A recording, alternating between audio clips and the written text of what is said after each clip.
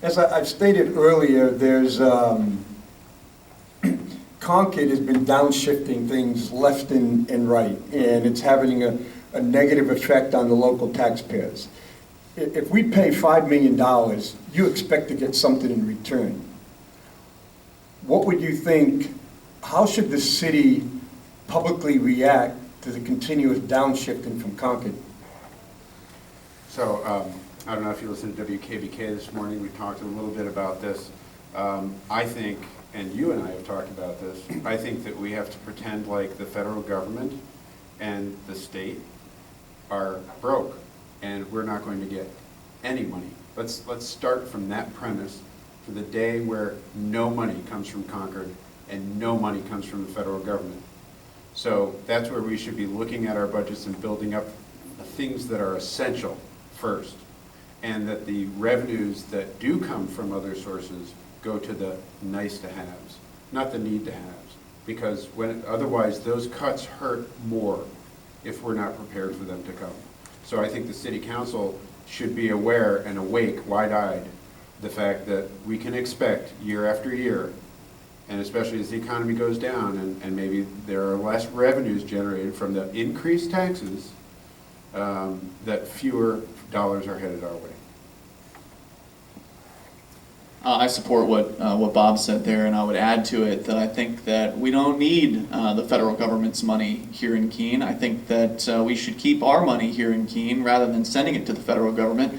As a member of the New Hampshire Liberty Party, I support the idea of declaring independence for New Hampshire. Obviously, we're talking about city council positions, so I think that city resolution declaring independence from the federal government would be a nice step toward encouraging Concord to declare independence from the federal government. I want nothing to do with their money because it was stolen from people, and we should be keeping our money and not sending it to them in the first place. If we can encourage Keene, the people of Keene, to not send the federal government money, then we could keep more money here in Keene and put it towards the actual community here rather than sending it to be blown up overseas and killing innocent people. So I would propose that Keene declare secession from the federal government and no longer accept any money from them because it always comes with strings attached.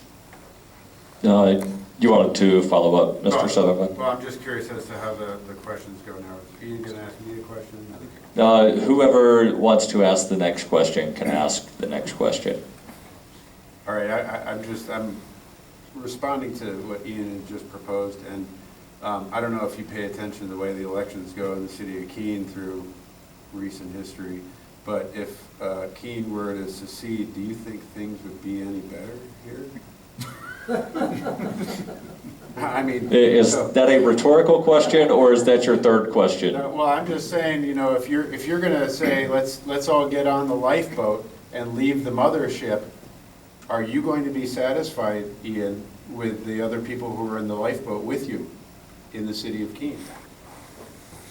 I think the people in this area are generally very nice folks. I am living with them now, so obviously I'm satisfied enough that they're here and I'm here and everybody mostly gets along. Things change to the way you're, just by seceding. Yeah.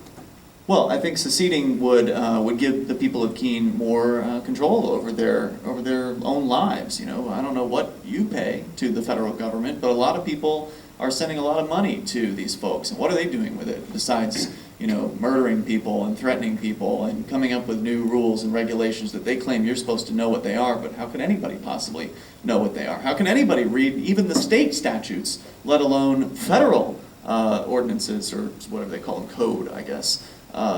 There's no benefit that we receive from them. They take money from here, they take a huge chunk off the top for themselves, and then maybe they'll return some of it to you. Oh, as long as you jump through their hoops. So I don't see what benefit they provide at all. People should be keeping their money in the first place, and then they could give that money to local organizations that are doing good work and actually helping the community.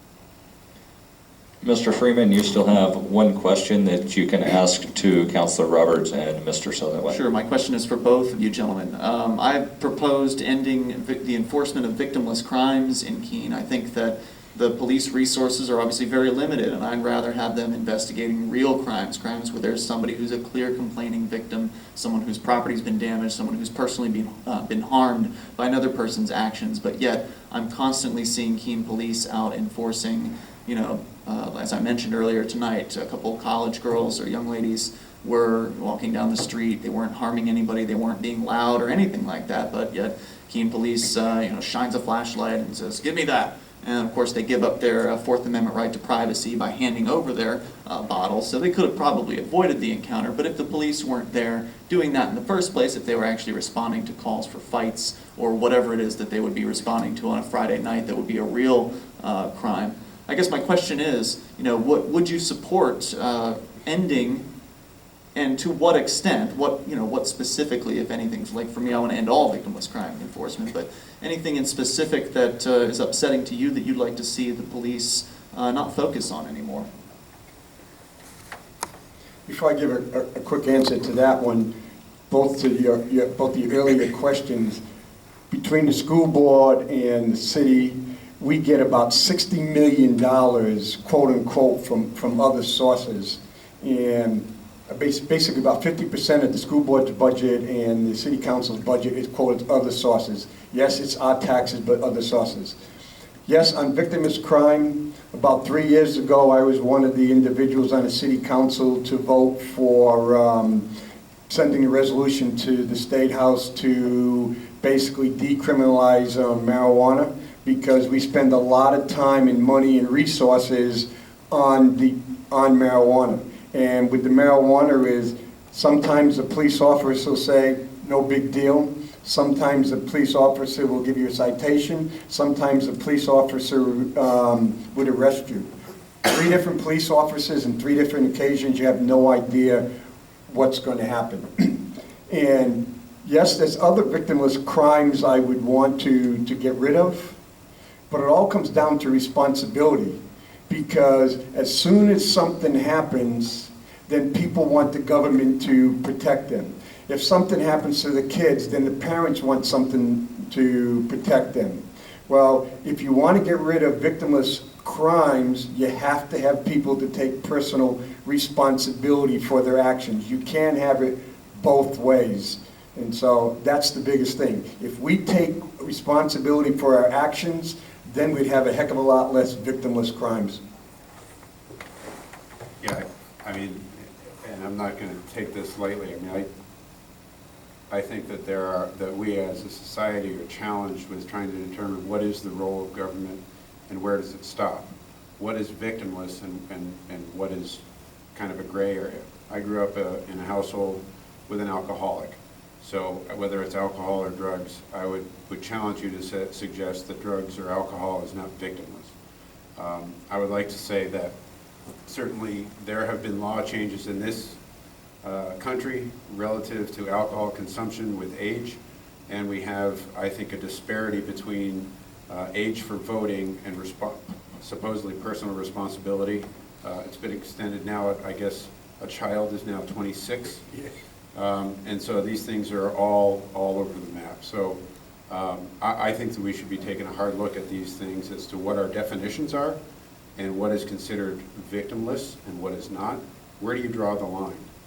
There are some drugs that are more recreational drugs. You can call, tobacco a drug. You can call marijuana a drug. You can call barbiturates drugs. I mean, they all have different impacts on the physical and mental well-being of human beings.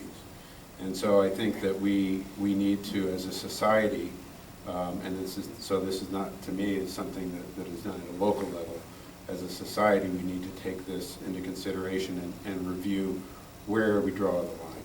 I think that we do have a significant amount of our population in jail at a significant cost, and we should be focusing on bettering our society by educating and making people productive and self-sufficient, period.